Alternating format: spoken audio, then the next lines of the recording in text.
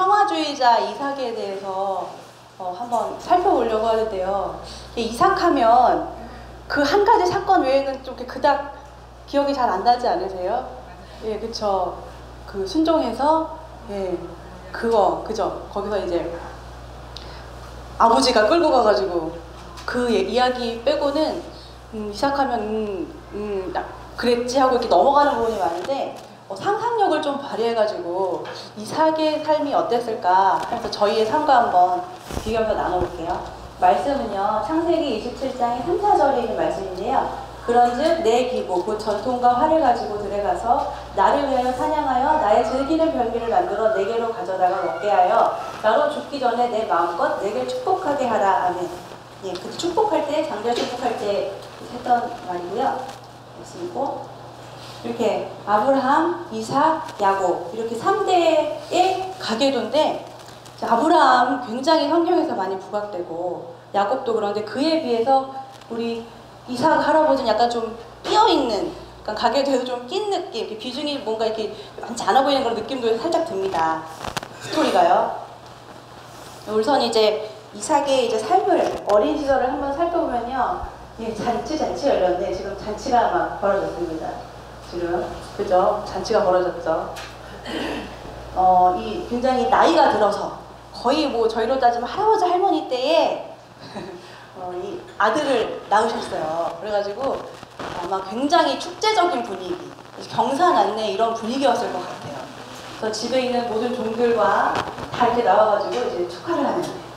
그래서 또 이렇게 부유했거든요. 그래서 저희로 따지면 약간 부잣집 도련님 이미지. 아주 잘 살고 넉넉하고, 그리고 아주 오랜 시간 걸려서 낳은 아들이기 때문에 집안에서 관심과 어떤 기대와 촉망을 많이 받았을 거야 라고 저희가 상상을 해볼 수가 있어요. 심지어 이 이삭이란 이름도요, 웃음이에요. 웃음이에요. 심지어 하나님이 직접 지어주신 이름입니다. 그리고 그 유대인들은요, 저도 지금 계속 지원이가 4살인데 계속 젖을 먹이고 있지만은 유대인들은 한 5, 6살까지 계속 젖을 먹인대요. 대단하죠. 네. 저는 그렇게까지는 못할 것 같고, 요즘에 막 이렇게 막 그 젖꼭지가 막 헐고 있거든요.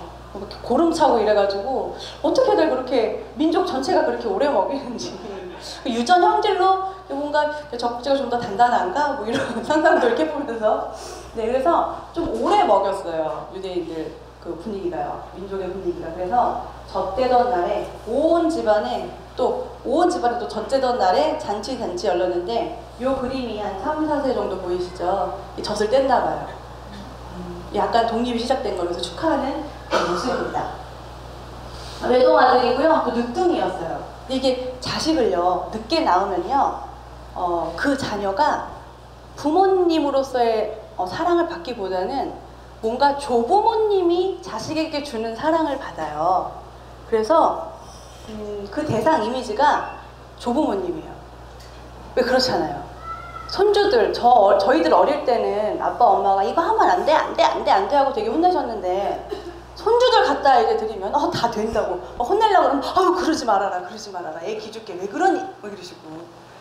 대표적으로 이제 저는 제가 맞이거든요. 맞인데 저희 막내 동생하고 9살 차이가 나요. 제가 자라면서 진짜 약간 억울한 적이 진짜 많았어요. 저는 다 안 된대요. 그러면 이제 우영이도 안 돼야 되고 우림이도 안 내야 되는데 우림이는 다 되는 거예요. 다 패스 통과해요. 그래서 제가 아니 왜 그러는 거야 그랬는데, 세상에 제가 지금 저도 이제 막둥이가 있잖아요. 막둥이를 낳아보니까 부모님 마음을 너무 이해해요. 왜 저희 아버지가 막 우림이한테는 막 예뻐가지고 막 이러시는지 이해가 해요. 저희 남편이 저희 이제 정원이가 뭐 잘못하면 되게 혼내요. 그렇게 하면 안 되는 거야 라고 규칙을 우선적으로 가르치는데, 지원이가 어느 날 놀다가 아빠 하고 싸대기를 때렸어요. 이렇게 팍 맞았어요. 저 짝소리가 났거든요. 제가 약간 긴장해서 그러면 안 되지 그랬는데, 저희 남편이 아유 우리 지원이가 이제 커가지고 아빠 뺨도 때리고 이러더라고요. 그래서 제가 상상해봤어요. 만약에 정원이가 아빠가 그랬으면 부모를 공경하지 못하고 어디 이렇게 바로 저기 가서 손들어 이건데 레파토리가 지원이는 다 패스더라고요. 그래서 우리 이사 할아버지도 유년 시절에 아마 많은 패스를 당하지 않았을까. 이게 부모님의 엄한 그런 공과 사를 그거는 안 되는 거야 그런 사랑이 아니라 더 무조건적인 사랑 있잖아요. 제가 시댁 가서 저희 손주들 막 혼내면요, 저희 이제 시부모님 막 앓으셔요. 막 아이고 애미야 그러지 마라 막 본인이 너무 힘드세요. 그럼 저희 남편이 화내요. 엄마 그래서 나를 호스로 때렸어? 그래서 나를 그렇게 때려서 막 나는 그런 적이 없다고 기억이 안 나신대요. 제가 막 애들 데리고 나가잖아요. 베란다에서 생각할 시간을 가져야 된다고. 막 그러면은 저희 아버지가 아유 그러지 말라고, 아유 애미야 그러지 말라고 난리가 나세요. 그래서 이렇게 정말 이렇게 기다리다 받은 선물 같은 자식이기 때문에 아마 패스이지 않았을까. 그런데 또 그것이 다가 아닙니다. 딱 나왔더니 자, 아브라함하고 사라가 있지만 또 누가 있었죠? 첩이었던 하갈과 이스마엘이 있습니다. 심지어 14살 배가 달랐어요. 여러분, 이런 가족에서 내가 지금 살고 있다고 상상해보세요. 긴장이 될까요? 안 될까요? 뭔가 눈치 보일까요? 안 보일까요? 눈치 보입니다. 뭔가 말 하나 하는 것도 조심해야 될 것 같고, 아버지 어머니한테 안기는 그런 것도 누군가의 눈치를 봐야 될 것 같고, 아마 가족 장막 울타리 안에서 뭔가 긴장 관계가 있었을 것이다 라고 저희가 또 이렇게 유추해 볼 수가 있습니다. 이런 가정은 이제 엮이는 가정이라고 상담에서는 이야기를 많이 해요. 이 3-4살 사이가 굉장히 성격 형성에 중요한 시기다라고 이렇게 애착관계로 딱 규정하는데, 아마 그 시기에 그런 눈치 보고 그랬던 환경이 굉장히 잘 살고 사랑 많이 받는 그런 부잣집 환경이었지만 아마 영향이 갈 것이다 라고 저희가 상상을 할 수 있고요. 그리고 어떤 갈등 상황이 있었을 때 상황을 적극적으로 마주해서 직면해서 내가 이거를 해결해 봐야지 하는 것이 아니라 회피하는 거예요. 상황을 이렇게 바로 보지 않고 회피해서 해결을 합니다. 그러니까 무마하는 행동인 거예요. 근데 이런 패턴이 생기면요, 사회생활에서도 계속 회피하듯이 하고요, 결혼생활도 회피로 가고요, 자녀 양육도 회피로 하는 패턴이 계속 이어집니다. 이제 우리 이삭 할아버지가 어린 아이였을 때 하나님의 음성을 들은 아브라함의 아버지의 순종으로 산에 끌려갔어요. 누구 그림인지는 모르겠어요. 그래서 이렇게 칼을 이렇게 가지고 이렇게 하는데 이제 천사가 나타나서 그러지 마라 하시잖아요. 그림입니다. 이게 어린 나이에 이삭에게는 아마 충격적인 외상 경험이 되지 않았을까. 그래서 아마 회피적인 성향이 조금 더 삶에 배이지 않았을까 상상할 수 있습니다. 아마 이때에 이삭이 어떤 마음을 가졌을까. 인간이 이 시기에 이런 내 아버지가 나를 끌고 가서 재단에서 이렇게 내리치려고 죽이려고 하는 그 모습을 본 그 인간적인 감정이 어떤 것이 있을까 보면요, 극도의 혼란감, 또 유기감, 버려지는 기분, 배신감, 믿었던 사람이, 그리고 충격, 말 그대로 쇼크, 그리고 공포감, 절망감, 무기력해지는 거예요. 또 분노, 고독감. 그리고 이 구절들을 잘 보면요, 이삭이 굉장히 내향적인 사람이에요. 적극적으로만 이런 사람이 아니라, 외향적인 사람이 아니라 내향성을 가지고 있는 사람이거든요. 주님께서 저희의 형질을 다양하게 하셔가지고 되게 외향적인 분들이 있고 또 내향적인 분들이 있어가지고 이게 이제 마치 퍼즐처럼, 테트리스처럼 잘 맞아 떨어져가지고 세상이 잘 굴러가고 있거든요. 그래서 이 이삭의 이 순종적인 모습, 만약에 저희 아버지가 저한테 그러신다 그러면 저는 막 소리 질렀을 것 같아요. 왜 이러세요 아버지, 아빠. 제가 정원이 한번 이렇게 궁뎅이라도 혼내려고 하면 정원이가 엄마 하고 막 소리 지르고 뭐라 그러거든요. 그러지 말으라고, 혼내지 말으라고. 근데 그 분위기에서 이삭은 가만히 순종했단 말이에요. 그래서 이제 이런 모습이 또 예수님의 어떤 예표적인 모습이다라고도 볼 수 있습니다. 겟세마네 동산에서 예수님도 이제 같은 경험을 하셨죠. 같은 경험을 하셨습니다. 이런 사건이 어떤 트라우마적인 사건이 있으면요, 그것이 우리 이렇게 외상적 경험의 신체화로 이게 체득이 되거든요.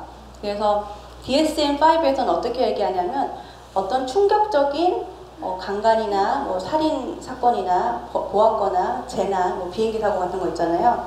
그런 큰 외상이 생기면 그것에 대한 어떤 뭐 충격적인 경험에 대한 그 백래시 현상이라든지 그런 걸로 인해서 일상생활이 불가하다. 근데 그걸로 인해서 6개월 동안 내가 일상생활이 전과 다르게 못하겠다. 잠도 못 자고 무섭고 우울하고 밥도 못 먹고 그러면은 이제 외상후 스트레스라는 게 PTSD라고 많이 얘기를 합니다. 그런데 이게 한 2주 정도 있다. 그러면은 급성 스트레스 장애라고 해요. 제가 급성 스트레스 장애를 또 알았잖아요. 저도 의료사고가 있고 나서 너무너무 힘들었어요. 의료사고 있고 나서 급성 스트레스 장애라고 진단이 정말 나올 정도로 아직도 주사바늘을 무서워하고 병원에 가면 공황이 오고, 제가 최근에 이제 그 뭐죠? 요로결석이 제가 잘 와요. 제가 떡볶이를 너무 좋아하는 은사가 있어가지고 그거 먹으면 짜게 먹으면 몸에 돌 생기거든요. 그거를 이제 깨러 갔는데 병원 입구에 가자마자 제가 다시 어디로 갔냐면요, 제가 의료사고 났던 그 병원인 거예요, 제가. 그래서 이 약물을 넣었는데 거기 의사 선생님이 이거 괜찮다고 설명을 해주는데 저는 계속 그 병원, 그게 다시 생각이 계속 재현되면서 고작 체외파 충격수 이거 깨러 왔는데 저는 제 몸은 죽음의 공포를 느끼고 있는 거예요. 죽음의 공포를. 이게 외상이거든요. 이 충격적인 사건이 계속 반복적으로 내가 통제가 안 되는 거예요. 통제가 불가한 상태가 계속 기억이 재현되는 거고요. 환각적인 플래시백. 내 몸은 지금 여기 있는데 그 어떤 분위기가 비슷한 제가 병원에서 경험했던 것처럼 이렇게 누워있으면 내가 지금 요로결석이 아파서 온 것이 아니라 저는 계속 의료사고의 그 현장에 있는 거예요. 그 계속 병실이 바뀌거든요, 저도. 그런 경험을 플래시백 현상이라고 합니다. 그리고 예측하기 힘든 행동과 감정 폭발. 저도 한동안 이것 때문에 아이들이 너무너무 힘들어했어요. 가만히 있다가 평소 같으면 애들이 놀면은 그러지 마 하는데 갑자기 그러지 말라 그랬잖아! 막 이렇게. 네, 근데 이게 제가 제어가 안 돼요. 제어가 안 되는 거예요. 그리고 괜히 막 동네 사람들이 막 다 미워 보이고 막 시비 걸고 싶고 막 감정이 제대로 잘 컨트롤이 안 됩니다. 그렇기 때문에 대인 관계에서의 손상이 많이 일어납니다. 도움이 필요해요. 그래서 보통 저희들은 내 기분이 나쁘려고 한다. 그러면 뭐 잠깐 그 자리를 뜨거나 뭐 말하는 당사자에게 내가 지금 화가 날 것 같으니까 잠깐 시간을 줘. 그리고 다시 얘기하자. 뭐 이런 거 있잖아요. 근데 그게 안 돼요. 감정 자각 능력이 둔해져가지고요. 내가 좀 짜증이 나고 분노가 오르면 내 안에서 자정작용을 해서 좀 이렇게 해야 되는데 그게 안 나고 이렇게 확확 다 나와버리는 거예요. 그러니까 이제 친밀한 관계 유지가 어려워요. 왜냐하면 친하면 더 어떻게 하죠? 더 막대하는 그런 저희의 죄가 있잖아요. 친하면은 더 막대하잖아요. 그리고 기억하고 정신 집중이 되게 힘들기 때문에 학교 생활하는 거, 공부하는 거, 직장 생활하는 거 굉장히 어렵다고들 하십니다. 그런데 이 사기의 경우는 이게 지속적인 경험은 아니거든요. 아빠가 계속 죽이려고 하고 아동학대처럼 아빠가 계속 엄마가 계속 이렇게 학대하고 때리고 이게 지속적인 경험은 아니고 다 한 번의 경험이지만 단 한 번의 경험이라도 그것이 만약에 크게 작용하면 영향은 미미하더라도 영향은 있을 수가 있습니다. 성격을 한번 볼게요. 이삭은요 되게 좀 수동적인 그런 성격이고 리브가는 되게 적극적이에요. 되게 적극적인 녀석이에요. 자, 수동적인 남편과 적극적인 아내를 상상해보세요, 엄마. 자, 번제 사건에서 그냥 자신을 포기하고 순종했어요. 그리고 이삭은 40세가 되기 전까지 그 지역 여자들에게 단 한 번도 관심을 표현한 적이 없어요. 와우. 내가 그렇게 살아왔다 하시는 우리 남자분들도 하하하 그냥 웃고만 계시고 그리고 배우자 선택에서 물론 이 시대가 가부장적인 그런 아버지 그게 참 중요한 시대긴 했지만은 배우자 선택에서 아버지 권고에 굉장히 순종을 합니다. 이랑 결혼해라 그러면 예. 이 좀 와닿으세요. 이제 이삭의 성격이 어떨 것이다라는 것이 와닿으세요. 그리고 타인을 먼저 의식합니다. 이건 좀 나중에 그렇고요. 그러니까 어떤 일이 닥쳤을 때 수동적으로 좀 따라가는 그런 성격이에요. 근데 반면 리브가는요. 리브가 같은 딸이 있으면 제가 진짜 상처를 많이 받을 것 같더라고요. 정말 상처를 많이 받을 것 같아요.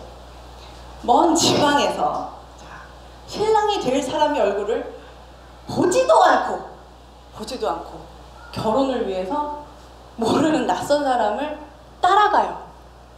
이거 이 시대가 가부장적인 시대이긴 하지만 어떤 그 담력이나 어떤 결단이나 그 뭔가 그런 마음에 어떤 힘이 없으면은 이렇게 하기가 쉽지 않을 것 같아요. 심지어 부모님이 뭐라고 애원하셨냐면 제발 열흘만 더, 10일만 더 우리랑 있다가 조금 더 머물고 그러고 시간 좀 보내고 가라 이렇게 했는데 그 딸은 세상에 그 다음날 가버렸어요. 자, 우리 딸을 가지신 많은 아버님들, 자, 내 딸이 얼굴도 못 보는 사내를 뭐 청혼한 것도 아니고 그 종이 와가지고 결혼하자고 하는데요. 그랬더니 간대요. 허락하시겠습니까? 그러니까요. 그리고 오케이 알았어. 거기까지 그래 알았어. 너무 간호하니까. 그럼 10일만 했는데 뒤도 안 돌아보고 저는 아버지 내일 갑니다. 어머니 저는 갑니다. 안녕히 계세요. 하고 가면은 와 그래 우리 딸 잘 살아라 하실 수 있겠습니까? 그렇죠. 목사님은 좀 굉장히 특수하신 경우입니다. 근데요 시대가요 그래도 전화가 있었잖아요. 편지를 쓸 수 있는데 이거는 거의 뭐 족장 시대예요. 거의 말 타고 낙타 타고 이렇게 다녀야 되는 시대입니다. 그러니까 저는 리브가를 이렇게 가끔 읽다 보면은 미쳤나봐. 그래서 지정신이 아니야 이러는 거예요. 그렇게 생각이 드는 거예요. 그래서 상상해보는 거예요.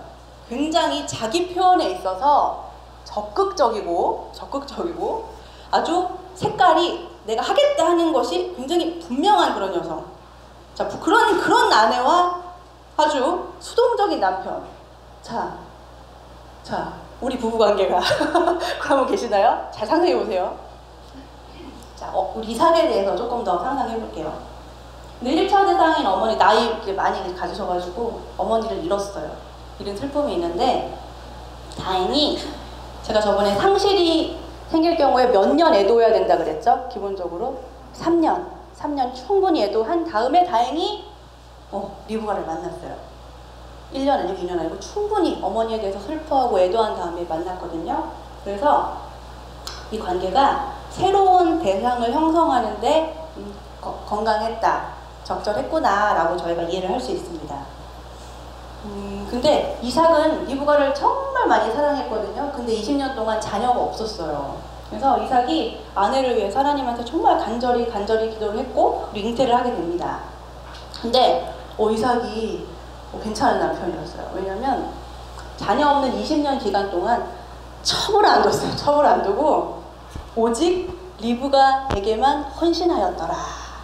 네, 보통 이쯤 되면은 이제 아버지도 그랬고 이제 첩을 둘만도 한데 그냥 아내만 우리 아내. 근데 약간 상상해볼 수 있죠. 아내가 뭐가 세다?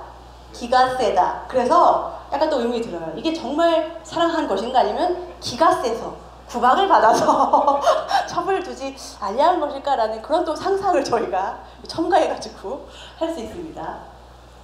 그리고 묵상을 했대요. 리브가를 처음 만났을 때 점은 들녘에서 묵상을 했대요. 뭐라고 묵상했을까? 이제 나에게 아내가 생기는 것인가? 뭐 이런 묵상을 했을까요? 들판을 이렇게 보면서 이렇게. 그러니까는 왠지 좀 내향적인, 안으로 좀 많이 생각하는. 야, 친구한테, 나 드디어 이제 아내가 생겼어. 뭐 이런 게 아니라 이렇게 묵상을 하면서 아내를 맞이했다는 걸 보면서 좀 내향적이고 좀 센시티브하고 섬세한 그런 사람이지 않았을까라는 상상을 해봅니다. 또 어머니를 잃은 다음에 3년 동안 애도를 했기 때문에 좀 감정형의 사람이지 않을까 뭐 이런 분들 계시거든요. 그거는 그거고 내일은 내일이어가지고 그 감정에 저는 상관없이 일을 착착착 진행하시는 분들 계세요. 저는 그게 잘 안 되는데. 그리고 또 이제 팥죽 사건에서 보면은 또 황당하거든요. 되게 개방적이고요. 또 때로는 좀 충동성이 있어요. 충동적이에요. 충동적이고 즉흥성이 있는 좀 직관적인 사람일 것이구나. 내향적이고 좀 직관을 가지고 있는 사람이겠구나라고 상상을 해봅니다. 저희가 MBTI를 한번 제가 가져와서 해보면은 성도님들의 기질이 다 다르거든요. 근데 가끔 저희 안 맞는 성도님이 있거든요. 아, 저 성도랑 저 집사람은 나랑 뭔가 안 맞아. 근데 그 MBTI 해보면요, 다 이게 성향이 달라가지고요, 되게 재밌어요. 그걸 제가 한번 가져와서 집단 상담처럼 해보면 좋겠는데, 이삭은 INFP 유형이었습니다. 그래서 가족을 되게 중시해가지고 열정적으로 돌볼 수 있는 그런 유형. 그래서 조화와 평화가 되게 중요한 사람이에요. 막 싸우고 내 주장을 하는 것보다 일단 조용해야 돼요. 안 싸워야 돼요. 고요해야 돼요. 그래야 되는 사람이에요. 평화의 사람인 거예요. 그런 이제 얘가 나오는데, 이 자신의 종들이 판 우물을 블레셋 사람들이, 그리고 또 그 아래 목자들이 메웠거든요. 그럼 가서 한마디 할 수 있지 않을까요? 전 한마디 할 것 같아요. 아니, 내가 열심히 팠는데 왜 메웠어요? 뭐 이렇게 한마디 할 수 있었는데, 그냥 포기해요. 그냥 회피죠. 어떻게 보면 포기하고, 아, 예 하고 다른 데 가서 또 우물을 파십니다. 그리고 또 새 우물을 계속 메우면 계속 파고 그래요. 긴장되는 상황을 싫어하고 회피하는 거죠. 그리고 무저항적인 평화주의자. 저항하지 않고 평화를 유지하는 것. 그리고 이 평화를 지키기 위해서라면 어떠한 대가를 지불하고서라도 이 고요한 평화를 지키려고 합니다. 그렇게 건강한 건 아닙니다. 주변 사람들이 힘들거든요. 캐런 홀이라는 심리학자가 있는데, 이렇게 불안을 어떻게 대응하느냐에 대한 유형이 있어요. 근데 이삭은 거기서 회피형이고, 회피형. 전형적인 회피형인 거예요. 불안한 상황이 벌어질 때 용기 있게 그거를 이렇게 브레이크로 돌파하는 것이 아니라 그거를 그냥 피하는 거예요. 그 긴장되는 상황이 싫어가지고 그냥 그거 불안을 이제 피해버리는 거예요. 그러니까 싸우다가 이렇게 누가 싸우잖아요? 그러면은 막 말리잖아요. 왜 그래? 싸우지 마. 근데 그럼 어떤 분은 그냥 그 상황이 보기도 싫고 싫으니까 그냥 슬며시 자리를 피합니다. 예. 그리고요. 예서가 이제 40살 때 해쪽 속의 딸을 이제 아내로 맞이를 했거든요. 근데 아들이 아내를 맞이하는 거니까 굉장히 중요하잖아요. 또 본인은 아버지가 또 이렇게 해가지고 결혼을 했잖아요. 근데 이삭은 마음에 근심만 해요. 근심만 해요. 제 성격 같으면은 희원이 이미 불렀어요. 네가 제정신이냐 지금? 부모가 걱정하는데 네가 결혼을 진행하려고 그러고, 네가 부모의 축복을 받아서 행복하게 결혼해야지 어디서 그런 결혼을 이럴 것 같은데, 마음에 근심만 하고 예서를 불러다가 구체적으로 이렇게 꾸짖거나 부모의 아버지의 권위를 가지고 훈육을 하지를 못해요. 그냥 근심만, 소가리만 하고 있는 그런 모습입니다. 이거는 이제 애니어그램도 한번 가져와서 하면 되게 재밌는데 9번 유형인데, 삶에서 뭐 비교적 만족감을 느끼고 있어요. 그리고 수용적이고 안정적이고 평화로운 또 모습도 있어요. 그리고 긍정적이고 남들을 막 지지해요. 무조건 타인 지지, 넌 할 수 있어. 긍정적이에요. 온화해요. 신사적이고. 그런데 이제 좋은 점이 있으면 항상 단점이 있잖아요. 타인들한테요, 타인의 기준에, 타인의 요구에 나 자신을 굉장히 쉽게 맞춰요. 너무 쉽게 맞춰요. 그리고 어떤 전통적인 역할 있잖아요. 장남의 역할, 장녀의 역할, 그런 것들을 굉장히 쉽게 수용을 합니다. 쉽게. 그리고 우리가 보기에 한 이 정도 되는 문제점을 이 사람은 별거 아니야 하고 이만큼 축소를 해요. 축소를 합니다. 이제 가끔 결혼하려고 하는 이제 자매들이 전화하잖아요. 언니 누가 전화했는데요.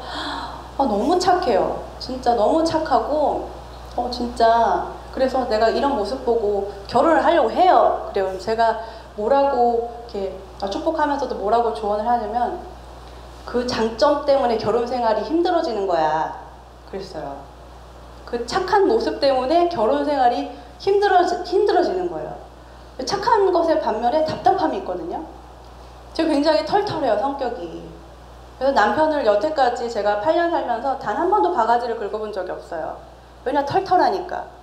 그 문제가 저한테는 그냥 털털하게 털털 털려요. 저희 남편 좋겠죠? 바가지 안 긁는 아내. 좋잖아요. 근데 저희 남편 힘든 면이 있어요. 제가 너무 털털해서 집안일도 굉장히 털털하게 합니다. 청소를 굉장히 털털하게 해요. 주요. 돈 관리를, 재정을 굉장히 털털하게 합니다, 제가. 예. 그래서 털털한 거 가지고 결혼하잖아요? 그러면 이 결혼 생활이라는 게 계속 맞물리기 때문에 그 장점이 가장 최악의 단점으로 돼버리는 역사가 일어납니다, 여러분. 다들 지금 막 이렇게 끄떡끄떡 막 되게 막 맞다고 하시는데, 또 제 입장은 저희 남편의 입장이고, 제 입장은 저희 남편이 저를 정말 세심하게 사랑해줘요. 정말 0.00000 그 1을 계산해서 저를 사랑해주거든요. 예? 부럽죠? 부럽죠. 예. 정말. 그래서 제가 연애를 한 것 중에서 난 정말 너무 사랑받고 공주처럼 대우를 받은 게 저희 남편인데, 회사가 새벽 7시까지 가야 되는 거예요. 그러면은 새벽 5시에 저희 집 앞에 차를 가지고 와 있어요. 일산에서 수유리까지 굉장히 먼 거리예요. 그리고 밤에 데려다 놓고 또 다시 새벽에 오는 거예요. 그거를 1년을 했어요, 저희 남편이. 자, 남자분들, 자, 싱글, 자, 지금 미혼이신 분들, 내가 여친 생기면 이렇게 할 수 있다. 거봐, 이거 쉽지 않잖아요. 우리 남편 진짜,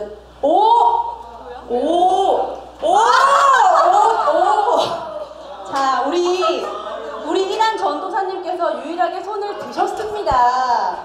와, 부럽다. 멋지다. 자, 우리 자매님들, 이란 전도사님 굉장히 멋있는 분이십니다. 적극적으로. 근데 안 드시는 분들은 뭐지 또 하는 생각이 드네. 뭘까? 네, 그렇습니다. 그런데 저희 남편이 또 저를 굉장히 세심하게 사랑해 주거든요. 예, 또 싸울 때는 굉장히 제가 세심하게 까입니다. 저의 털털함에 이제 굉장히 세심하게 까입니다. 저는 치약을 밑에서부터 짜야 된다고 결단코 생각을 해본 적이 없어요. 그냥 누르면 나오는 게 치약이잖아요. 치약을 그냥 누르면 나오게 되게 만들었는데, 저희 남편은 정말 섬세하기 때문에 이렇게 밑에서 짜 올리거든요. 제가 그래서 지금 이제 밑에서 짜 올려요. 그리고 저는 수건도 이렇게 예쁘게 착 걸어야 되는데, 주님이 저를 너무 털털함에 은사를 많이 주셔가지고 저는 그냥 휙 다음에 쓰는 사람이 펼쳐 놓을지어다 하면서. 근데 저희 남편은 그게 너무 힘들었던 거예요. 아니, 이것 좀 잘 이렇게 하면은 막 세균도 생기고 이랬어요. 근데 내가 알았어 하더니 계속 이렇게 계속 하는 거죠. 그래서 어느 날 저희 남편이 화장실 딱 갔는데 수건거리가 하나 더 있더라고요. 그래서 위에 2층은 저희 남편이 수건을 거는 것이고, 이제 아래층은 제가 이렇게 턱턱 거는 것이고. 네, 결혼 생활에 여러분들 지혜가 많이 필요합니다. 현명하게 살아가세요. 저희 이렇게 해가지고 지금은 저의 이 털털함에 남편의 세심함이 되게 많이 들어와가지고 저도 약간 이렇게 균형이 됐어요. 저도 나름 청소할 때 나름 신경 쓰거든요. 저희 남편도 그 세심함에 저의 털털함이 생겨가지고 요즘에 좀 이상하더라고요. 세심한 사람이 다 패스 통과 이렇게 하면서 이게 맞춰주고 있는 것 같아요. 그래서 저는 성격을 개조할 때는 결혼이 정말 좋다. 네. 결혼은 행복하려고 하는 것이 아니라 하나님의 그 형상을 닮아가며 서로를 이렇게 막 깎아가면서 거룩을 이뤄내는 것이다 라고 말씀드리시면, 절대 행복하려고 결혼하시면 안 돼요. 거룩을 위해서, 하나님 나라를 위해서 하는 것이 이제 결혼이다 라고. 근데 이 형제도 만만치 않아요. 이 부부도 좀 재밌는데 형제도 그렇게 재밌어요. 이런 애들이 어디 있어요? 애서랑 야구. 뱃속에서부터 싸워요, 쌍둥이가. 희한하죠? 저는 기사를 봤는데 쌍둥이가 동생이 아팠는데 형이 이렇게 안아줬대요. 태어났는데도. 심장이 멎어가는 동생을 위해서 그 형이 손을 이렇게 했다고 그러더라고요. 그래서 그 동생이 살았다는 그런 토픽 기사를 제가 봤는데, 이 아이들은 어떻게 되는 것인지. 뱃속부터. 왜냐면 우리 애 한 번 가져오신 분들 아시죠? 뱃속에서 애가 움직이면 다 느껴져요. 그래서 요한이 춤췄다고 하잖아요. 그 소식 듣고, 예수님 소식 듣고. 저는 그걸 이해해요. 진짜 춤췄을 것 같아요. 애들이 발짓 하나, 속에서 손가락 하나 뻗는 것도 다 느껴지거든요. 그러니까 제가 상상하는 거예요. 아, 리브가 뱃속에서 난리가 났겠구나. 싸웠으니까 둘이 싸웠을 거 아니에요. 그러니까 얼마나 꼼짝꼼짝꼼짝 했을까 상상을 합니다. 근데 이 에서가 나올 때 야곱이 형의 뒤꿈치를 잡고 태어났대요. 여러분 이게 무슨 의미일까요? 뭐 가치가일까요? 아니면 내가 먼저일까요? 약간 뉘앙스가 발꿈치를 잡았다니까 내가 먼저 나갈 거 약간 이런 느낌이 있죠. 뭔가 심상치 않은 그 전조가 이 출생부터 기운이 느껴집니다. 아, 근데 편애를 해요. 여러분 자녀들 편애하는 게요 정말 안 좋아요. 정말 안 좋아요. 희원이가 저한테 그럽니다. 엄마 세상에서 누굴 제일 사랑해? 네가 최고야. 네가 캡쇼 최고야. 네 제일 멋져. 널 제일 사랑해. 정원이가 와서 물어요. 엄마 누가 제일 사랑해? 너가 최고야. 너 제일 사랑해. 내가 지원이가 나는 너가 최고야 최고야. 근데 이게요 자식이 많으면 안 좋은 점이 있어요. 그러니까 둘 되면 그렇게 알아들었는데 셋이서 싸워요. 엄마가 날 제일 사랑한다 그랬어. 아니야 누나 나를 제일 사랑한다 그랬어. 같이 와서 물어봐요 셋이서. 엄마 누굴 제일 사랑해? 그러면 진짜 난감한 거죠. 편애를 했습니다. 어떻게 했냐면 자, 이 대칭을 한번 보세요. 소극적인 아버지 이삭과 누구랑 잘 맞죠? 아주 적극적인 막 활 쏘고 막 그런 에서가 잘 맞아요. 그리고 적극적인 기가 좀 세 보이는 그 리브가 어머니가 누구랑 잘 맞냐면요 소극적인 아들 야곱과 쿵짝이 잘 맞습니다. 쿵짝이. 그래서 이 부부 관계가요 건강하지 못하면요 중요한 일이 있을 때 부부가 서로 이렇게 평등하게 상호작용하는 것이 아니라 가족에서 막 꼬이는 거예요. 의사적용할 때. 그거 있잖아요. 네 아빠한테 물어봐. 엄마가 막 그럼 네 아빠한테 물어봐고 계속 상호작용이 부부가 해서 내려가는 것이 아니라 자녀를 끼고 계속 의사소통, 상호작용을 하게 되는 거예요. 근데 이런 형식이요. 이런 패턴이 에서와 야곱에게 있어 서로 경쟁해야 되는 경쟁 관계를 더 부추기게 되는 거예요. 안 좋죠? 그래서 가족 시스템 이론에서는요. 이 남편과 아내가 이렇게 있는데 부부간의 커뮤니케이션이 건강하지 못할 때 부모가 어떤 잘 맞는 자녀나 뭐 외부 친척이나 이런 사람과 커뮤니케이션에서 중요한 일을 결정하는 거예요. 그거 좋지 않겠죠. 가정은 이제 부부가 바로 서야 되는데. 근데 이삭이 에서를 축복하려고 할 때 리브가와 그 사이에서 커뮤니케이션이 없었습니다. 저는 어릴 때 이거 읽으면서 진짜 희한했어요. 참 이 아빠 이 엄마는 참 희한하다. 중요한 일, 장자의 축복 그 정말 큰 일인데 막 서로 막 모르게 하잖아요. 무슨 연극 같지 않으세요? 가족이 아니라 서로 막 모르게. 그래서 이 에서에게 말하는 이야기를 리브가가 의도적으로 엿듣습니다. 여보 뭐라 그랬어? 그걸 할 거야? 이게 아니라 모르게 엿듣는 거예요. 모르게. 그런 다음에 야곱에게 모종의 지시를 내립니다. 그러니까 야곱이 축복을 받도록 그걸 가로챌 수 있도록 모종의 음모를 꾸미는 거예요. 성경에 보면요 이삭이 에서한테 내 아들아 내 아들아 계속 그래요. 다른 아들한테 내 아들이라고 안 하고 리브가는 야곱한테 내 아들아 내 아들아 계속 그래요.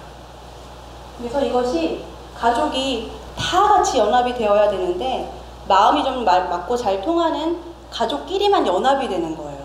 그래서 이 가족이 하나 되지 못하고 이렇게 갈려버리는 거예요. 건강하지 못한 커뮤니케이션을 계속합니다. 이미 예언이 있었어요. 응답이 있었어요. 큰 자는 작은 자를 섬기리라는 응답이 있었거든요. 근데 건강한 관계면 아마 리브가가 남편한테 직언을 했을 거예요. 그러면 안 돼요, 여보. 그리고 하나님이 이렇게 말씀하셨잖아, 우리한테. 우린 이걸 지켜야 돼요. 저희가 큰일이 있을 때 남편한테 그러거든요. 여보, 이거는 아닌 것 같아. 우리 기도해야 될 것 같아. 하나님의 뜻이 그게 아닌 것 같아. 우리가 무릎을 같이 꿇어야 될 것 같아. 음성을 들어봐야 될 것 같아. 하는데 그게 아닌 거예요. 그래서 남편을 속이는 계략을 합니다. 내가 아버지께 속이는 자로 보일지라 복은 고사하고 저주를 받을까 하나이다. 걱정을 했어요. 그랬더니 이랬어요. 내 아들아, 그 저주, 너한테 갈 저주는 내가 나한테 돌릴 테니까 넌 내 말만 쫓고 가서 가져와라. 아, 여러분 이게 정상적으로 안 느껴지시죠? 그쵸? 이거는 이제 거의 뭐 옛날 조선 왕조 시대 어디 궁정에서 일어나는 그런 일같이 느껴집니다. 거짓과 위장을 합니다. 그리고 속고 속이는 관계가 돼요. 이것이 엮이는 가정의 증상입니다. 저희 뉴스에는 이렇게 돈 가지고 많이 나오죠. 그래서 이 축복 사건 이후에 에서와 야곱의 감정은 더 악감정이 되고 더 단절이 되어 버렸어요. 그리고 형 에서는 살인의 충동, 살인적인 분노를 느껴요. 살인적인 분노, 동생을 향해서. 그래서 야곱은 외삼촌 라반의 지집으로 피신을 하고 도망을 가게 됩니다. 근데 재미있는 게요, 이 삶의 역동성이라는 게 있어요. 역동성. 이거를 조금 더 영적으로 표현해 보자면 가계의 저주라고도 표현을 할 수 있습니다. 아브라함이 그랄 지역에서 사라를 누이로 속입니다. 그리고 아비멜렉한테서 사라를 뺏길 뻔했어요. 예뻐가지고 나 죽일까봐 거짓말한 거, 회피한 거죠. 근데 이삭도요, 그랄 지역에서 리브가를 누이로 속입니다. 우리 다윗, 솔로몬 다 여자 문제가 있었죠. 그렇죠? 그런 것처럼 그 가계의 어떤 저주, 그러니까는 가계의 역기능적인 패턴이 계속 이렇게 내려오거든요. 그거를 이제 깨닫고 그걸로 덮고 주의 이름 안에서 건강하게 헤쳐나가는 자세가 필요합니다. 그래서 다 세대 간에 이런 전수 과정이 있어요. 그러니까 평형적인 연속성이 있는 거예요. 그 대는 다르지만. 그래서 한 세대가 어떤 이런 긴장 관계 연속을 겪으면 그것이 무의식적으로 삶에서 체화되고 그 회피하는 그런 모습들이 체득이 되거든요. 우리 엄마 아빠가 부부싸움 할 때 이렇게 하던데 라는 것이 나도 모르게 이렇게 되어가는 거예요. 그래서 이 한 세대의 역동성이 자녀 세대에서 계속 반복이 됩니다. 근데 이제 이삭이요, 자신의 예측보다 20년을 더 살고요, 180세 나이에 자기 열조에게 이제 돌아갑니다. 마지막은 다행히 해피엔딩이에요. 그나마 그 마지막이 참 좋아요. 에서와 야곱이 함께 아버지 장례를 치르고 그 결과는 이제 해피엔딩이에요. 그래서 이삭은 어떤 사람이었구나라고 저희가 이제 한번 살펴봤습니다. 성경에 보면은요, 정말 다양한 인물들이 있는데 정말 이해할 수 없고 이상한 환경, 그리고 저희와 또 비슷하기도 하고 그런 환경들이 있잖아요. 이거를 보면서 위로가 되는 거는, 아, 이런 사람도 하나님이 함께 하셨구나, 이런 사람도 하나님이 사용을 하셨구나, 이삭이 비록 트라우마가 있고 했지만은 하나님의 사람으로 또 쓰임 받았구나 하는 깨달음이 있습니다. 그래서 그런 것들이 심리분석에게서 좀 도움이 되시고 또 위로가 되셨으면 좋겠습니다. 네, 시간이 많이 돼가지고요, 오늘은 여기까지 하겠습니다. 감사합니다.